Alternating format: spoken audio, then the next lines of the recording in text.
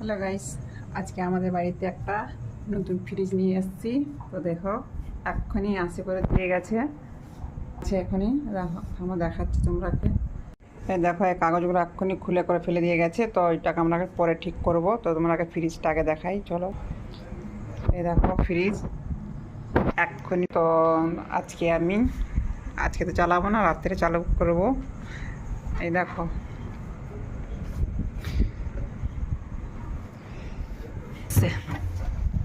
ফ্রিজটা তোমরা কেমন লাগছে, লাইক শেয়ার ফলো করে দিবে, নতুন হলে সাবস্ক্রাইব করে দিবে। তো আজকে ফ্রিজের ডিজাইনটা দেখো, এটা কোম্পানি।